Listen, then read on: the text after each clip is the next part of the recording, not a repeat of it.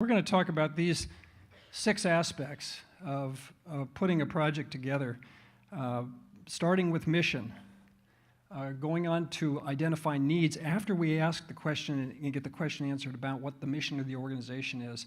There are times when we get involved in a project where we have to put the brakes on and say, you know what, it's not time to build the building. You need to talk more about what you're trying to accomplish before we start to suggest facility solutions and so forth. We want to talk about how to create people flow in these projects. How is that going to happen? What's the benefit of that? What do we do with it once it begins to happen? We're going to talk about hospitality. We'll get involved in talking about creating a building that has a sense of relevancy about it, which means that the building has to be changeable, because what's relevant today is not going to be relevant 5 years from now. 5 years from now, people are going to walk into this building and they're going to see something that says, boy, that's so 2018. I wish we could create timeless architecture in my genre, but the truth is that there has to be a sense of relevancy brought into all of these projects. So there has to be elements that are introduced in order to allow us to adapt and adopt whatever's relevant in culture at that particular point in time. You know, it reminds me of when Paul, I taught junior high in my church for 14 years, and I relied on the book of Acts because it was an action-packed book. And I would be reminded of when Paul would go into a new location, what was his first thing to do?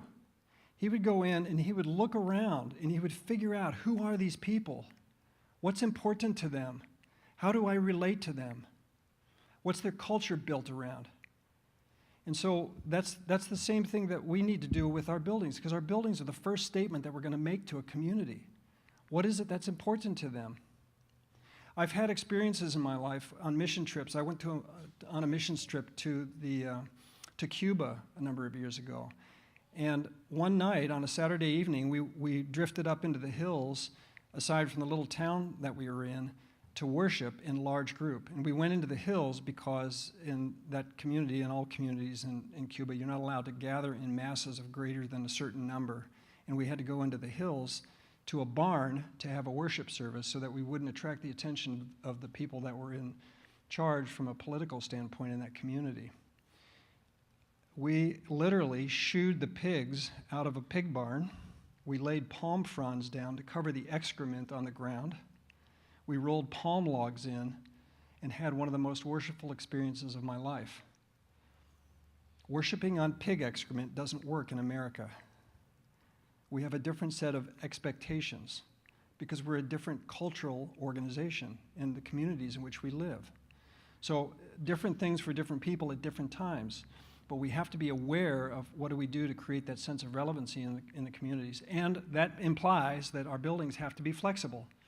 So many times I go into a project and they're showing me around the building in these buildings, which were largely built in the 40s, 50s, 60s, 70s as load-bearing masonry wall buildings.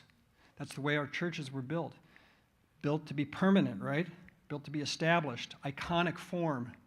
Load-bearing masonry walls, never going anywhere. Let the wind howl, they're not going to fall down. But terribly inflexible, because you try to change space to make it into something new, to minister to a community in a different way. And they're so happy about the fact that they have no debt on these buildings, but they're so blessed / saddled with these buildings that they don't know what to do with them. How do we adopt and adapt these buildings to change these buildings into something that meets the expectations of a current culture?